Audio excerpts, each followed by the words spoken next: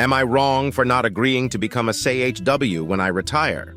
The author of the post is listed in the description. I'm retiring in about 3.5 months, January 2024, and my husband and I disagree on how the division of labor should be once that happens. Since meeting my now husband, I have been very vocal about my plans to retire when I turn 40. I've planned my life around this goal, lived below my means ever since college, and gave up things to meet this goal.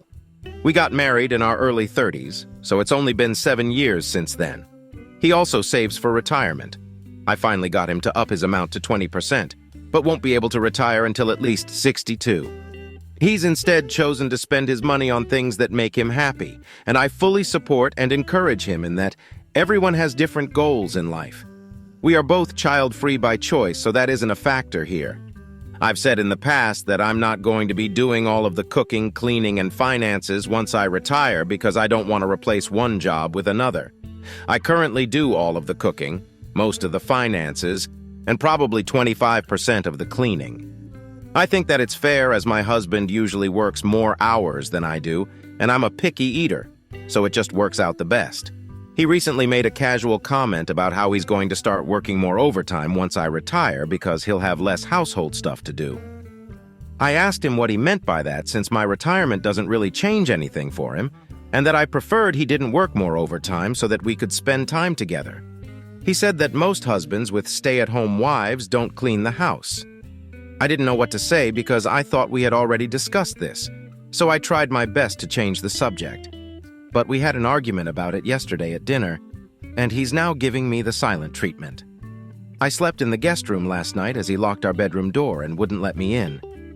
I just don't know how to get through to him. Even though I'll no longer be working, I won't be a stay-at-home wife, by my own definition. To me, a stay-at-home partner is the manager of the home and doesn't bring in much, if any, income. Their job is to take care of the home. I'm not trading one job for another, I'm retiring.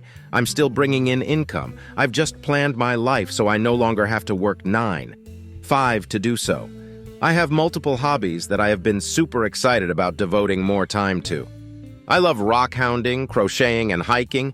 I'm an unpublished writer and have always dreamed of becoming published. I have a lifestyle blog and a pretty active Pinterest following.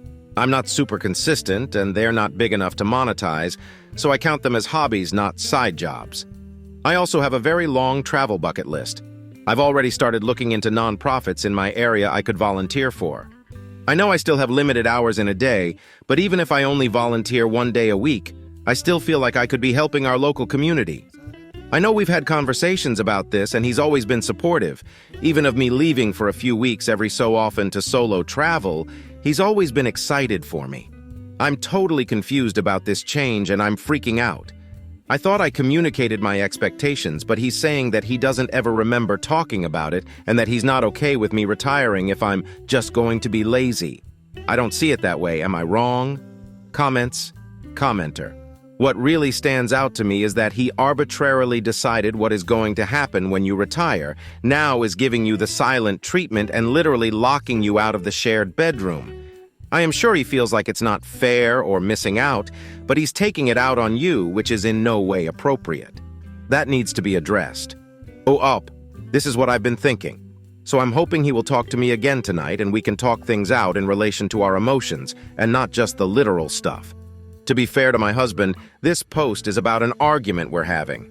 I didn't put in my post all the great things about him and all the other things we agree on.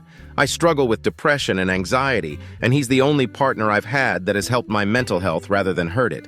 He's usually very understanding, kind, and reassuring. The things that make me good at money management make me bad at enjoying life.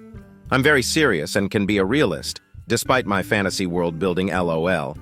But he's an outgoing, fun guy who has taught me to live in the moment and relax. The reason I thought to post here is because this argument is not normal for us, and his attitude and behavior caught me off guard. He does pull his weight. All the jobs he does are the ones I'm literally physically unable to do, or ones that I hate and he doesn't mind. So I very much enjoy our arrangement. Update, 7 days later. So he came home very late that night after ignoring his phone. We didn't end up talking about it, and I slept in the guest room again. He works from home Tuesday and Thursday, so the next day he was home when I got off of work. I spent the day gathering my thoughts and preparing to have a calm discussion. I tried to remain calm, but he was so defensive and accusatory that I was getting very frustrated.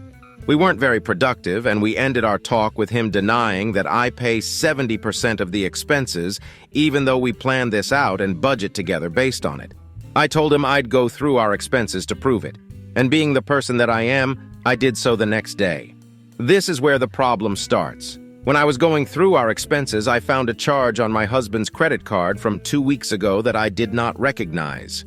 It was not an insignificant amount, so I originally looked into it just to see if it was a household or personal expense to use in my calculations.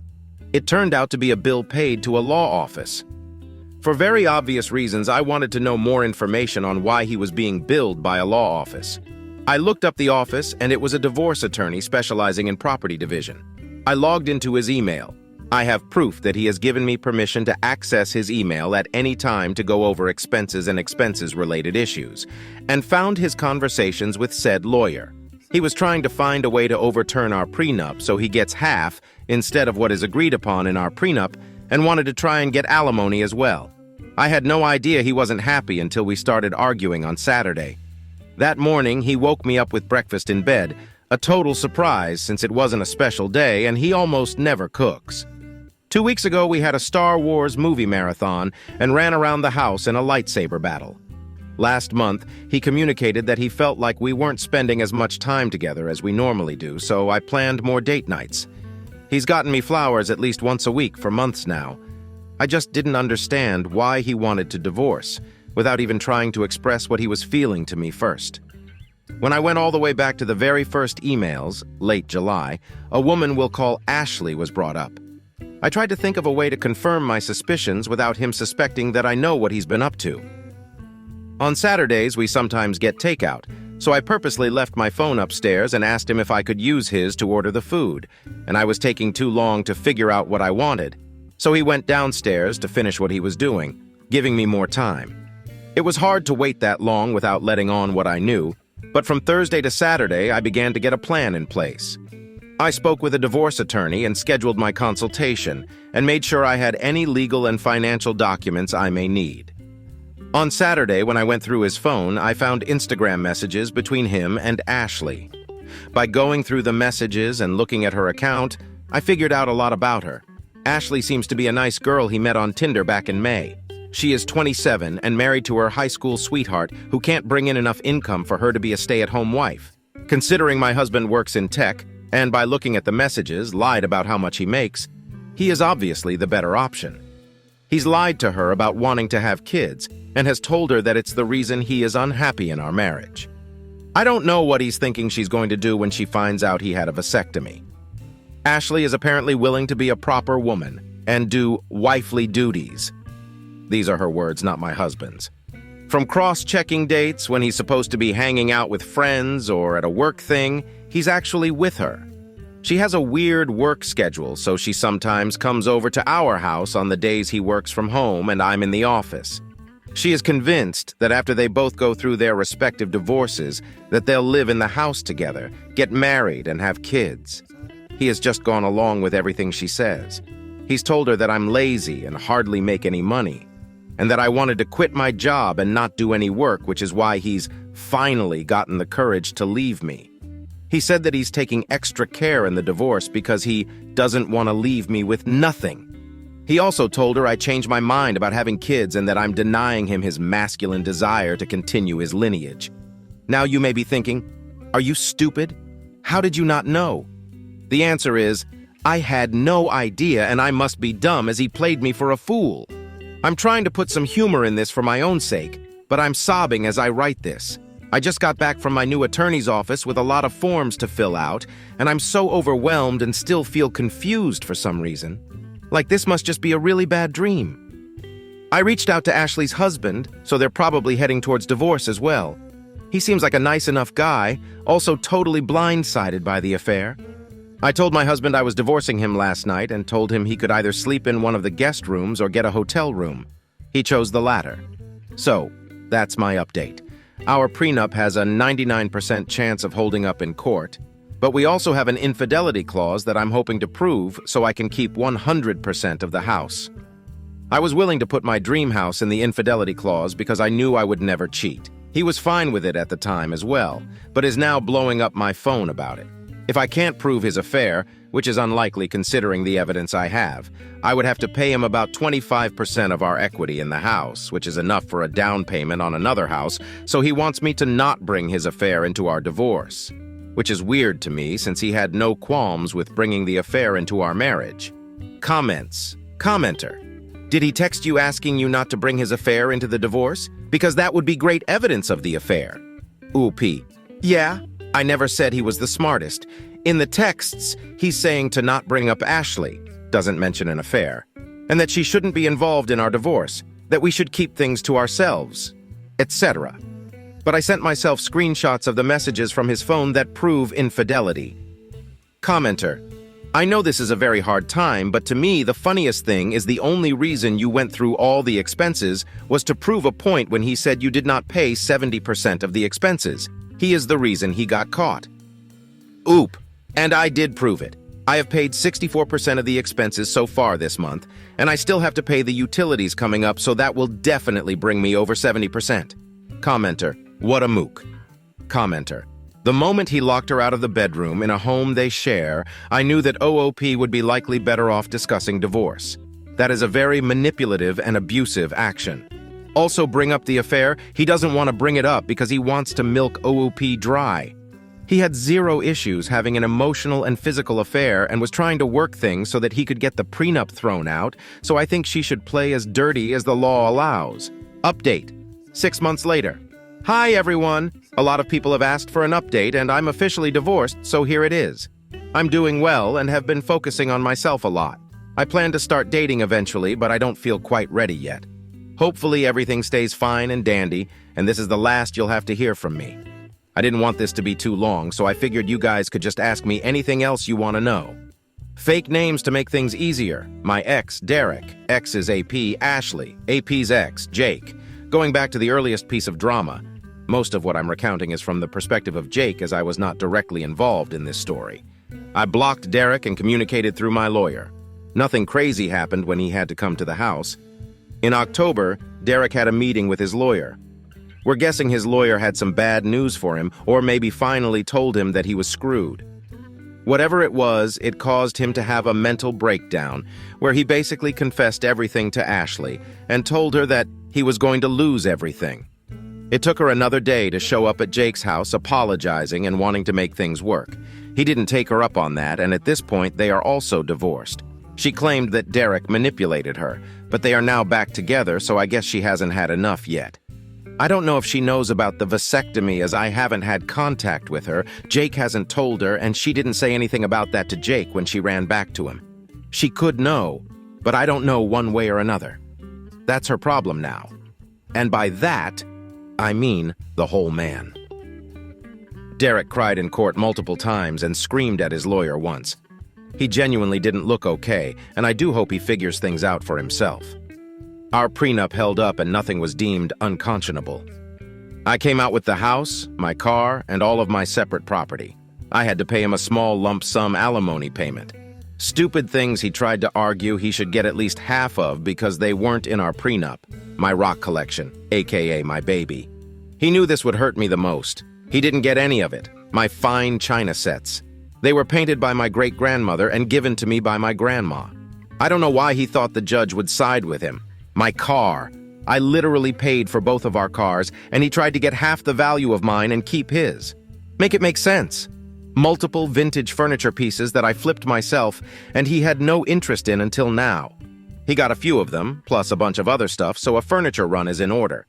Some other fun details. I had a divorce, retirement party at my house after everything was finalized. All mutual friends stopped being friends with him after I told them what happened. He still has other friends, and they don't seem to care about the situation, so who knows what he told them. His mom and I are still friends. She came to the party. I'm relieved that the divorce process has come to an end, and I can now look forward to a fresh start. I want to express my gratitude for the support and understanding you've all shown me during this challenging time. If anyone has any further questions, I'd be happy to answer them. Comments. Commenter, so happy for you. Enjoy your retirement without the dead weight. Commenter, his mom and I are still friends. She came to the party. This sentence has everything. Victory, a semicolon, and a douche getting what he deserves. 10-10 with Schadenfreude again. Oop, I love semicolons. I've been trying to use them more often. Second story. I married the wrong man. I've never posted on Reddit. I've only ever read posts from Instagram. I don't even know if this is the right place to post this. But I have no one I can talk about this with, and TBH, I just really need to get it off my chest. Most likely will delete later. I have learned that I married a loser and a deadbeat, and it's ruined my life. I became the main provider for us this year after we agreed that he would attend college full-time. The plan was that he would go to this very nice university. College was completely paid for. Take advantage of all the opportunities given to him, and then graduate and get a good job with the resume he was able to build with the internships and experience he was able to get going in person at this school. Then I would be able to do the same and go to my dream school and maybe even focus on having kids. Everything that I have planned has been around my HS-Subend. For my job, I had to pick a place to relocate, and I picked a place that is known for being terrible in order to support him. I could have picked a place that benefited me, but I didn't because everything has been to better him. My time would come, right? I would have my chance to do the same. So I worked hard, and I stuck with the plans we discussed and agreed upon, and I kept the course. Well, this semester I learned he did so terrible that he earned a 1.7 GPA. I had no clue. I found out completely on accident, and he admitted to purposely hiding it from me. Not because he was scared of me or anything, but because he was embarrassed. This also means he can't get accepted to his major school. His excuse was, the website didn't say I needed a specific GPA, as if it's not common knowledge that a 1.7 isn't going to get you anything. This means he has to be in school for longer, so he's also been lying to me about only needing 2 more years to graduate. And that's so upsetting because we agreed that since he only had 2 more years left, we could start trying for our first kid. I got my birth control removed and everything, just to find out he's been lying this entire time. It feels like he was trying to baby trap me. Shit, I could even be pregnant right now, but I don't want to think about that. I know that I should have seen the signs. He has always been a loser, blaming all his problems on everyone else. I had to argue with him for his hygiene, and until this January, I was the only person who did chores. I literally am his fucking mother with the way I was treating him. What sucks even more is that in October, he cheated on me and was really ready to throw our entire marriage away for some lady with no job. At this point, I was the main provider, after seeing her for 2 weeks. I gave him a second chance after he realized that some random chick with a hoarder's house and no job prospects who mooched off the money he had because of me wasn't a good idea. But I have to be honest, this 1.7 GPA and admitting that he hasn't taken advantage of any clubs or internships provided to him has hurt me even more than him cheating. At least with him cheating, I can just get up and fix myself with the knowledge that this betrayal came out of left field and I couldn't calculate it. But with him purposely being a loser and failing at school and hiding everything, it feels like I took a gamble and lost.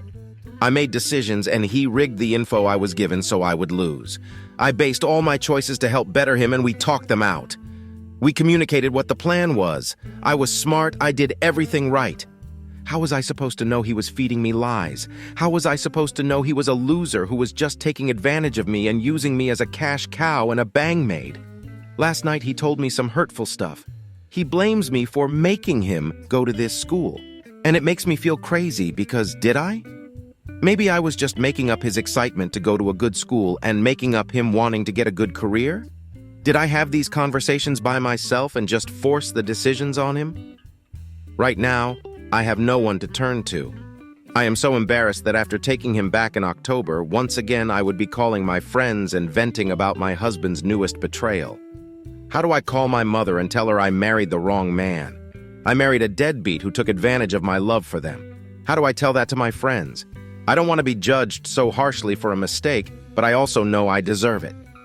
So yeah, I married a deadbeat loser who cheated on me and then proceeded to almost flunk all his classes and lied to me about that. And right now I am so depressed I can't get out of bed to do anything, and all I do is cry while he gets to just act like everything is fine. All I want is to turn back the time, but I can't. So the next best thing is to cry and sleep as much as possible, I guess. How do you like these stories? Write your opinion in the comments. Let's get 1,000 subscribers on this channel. Love you.